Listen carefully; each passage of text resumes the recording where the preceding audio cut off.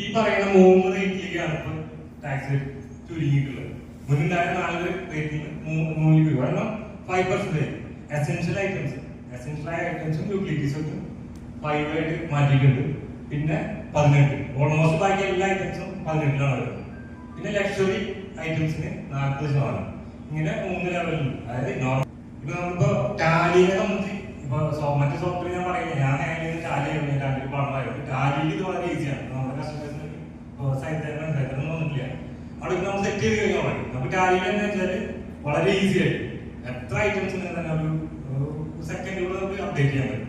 പിന്നെ നമുക്ക് ഇന്ന് തന്നെ നമുക്ക് അപ്ഡേറ്റ് ചെയ്യാം, അല്ലെങ്കിൽ എത്ര ദിവസം മുന്നേ അപ്ഡേറ്റ് ചെയ്ത് വെക്കാം.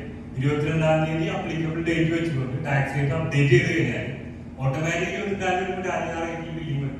നമ്മൾ വേറെ ബോധർ ചെയ്യേണ്ട ആവശ്യമില്ല. അത്രയും സിംപ്ലിഫൈ ആണ്. ഞാനെപ്പോഴും പറയാറുണ്ട്, ടാലി പോലുള്ള സോഫ്റ്റ്വെയർ, ടാലി മാത്രം പറയും, വേറെ സോഫ്റ്റ്വെയർ എനിക്ക് അറിയാമെന്നാണ് പറയുന്നത്. ടാലിയിൽ വളരെ ഈസി ആയിട്ട് അതിൽ കുറച്ച് ടൂൾസ് നമുക്ക് ഉണ്ട്, ഓൾറെഡി ഉണ്ട്. ആ ടൂൾസ് നമുക്ക് ഇതിൽ എങ്ങനെ യൂട്ടിലൈസ് ചെയ്യാൻ പറയാൻ ചെയ്യുന്നത്. ഇപ്പൊ ഒന്ന് റേറ്റ് ചേഞ്ച് ചെയ്യാൻ ടാലിയിൽ GST റേറ്റ് സെറ്റ് എന്നൊരു ഫീച്ചർ ഉണ്ട്. ആ ഫീച്ചർ വെച്ചുകൊണ്ട് വളരെ ഈസി ആയിട്ട് നമുക്ക് എത്ര മുന്നേ വേണമെങ്കിലും നമുക്ക് GSTയുടെ പുതിയ അമെന്റ്മെന്റ് റേറ്റുകൾ സെറ്റ് ചെയ്യാനുള്ള ഓപ്ഷൻ ഉണ്ട്.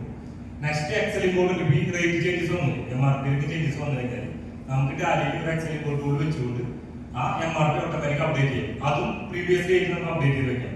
ഇന്ന് 24 വരെ MRP സെറ്റ് ചെയ്ത് വെച്ച് കഴിഞ്ഞാൽ ഓട്ടോമാറ്റിക്കായിട്ട് 24 ബില്ല് ചെയ്യും.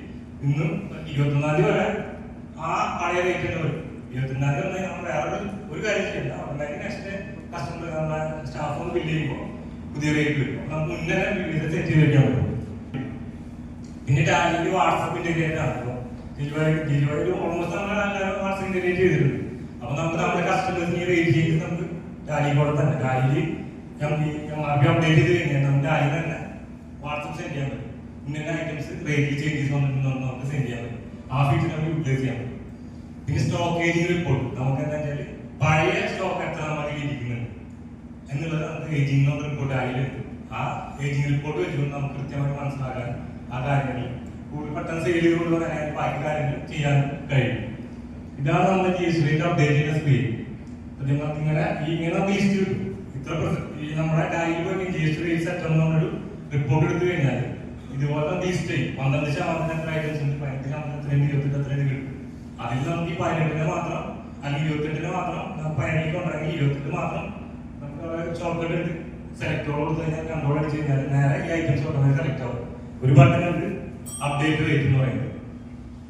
അപ്ഡേറ്റ് റേറ്റ് ബട്ടൺ, ആ ബട്ടൺ ക്ലിക്ക് ചെയ്ത് കഴിഞ്ഞാൽ ഈ പറഞ്ഞ ചേഞ്ചസ് വരും. ഏതാണ് അടിച്ചു കൊടുക്കുക, അപ്ഡേറ്റ് കൊടുത്തു കഴിഞ്ഞാൽ ഈ പറഞ്ഞ ലിസ്റ്റിൽ എത്ര ഐറ്റം ഉണ്ടെങ്കിലും വളരെ പെട്ടെന്ന് തന്നെ അപ്ഡേറ്റ് ആവും. അതാണ് ഫീച്ചർ.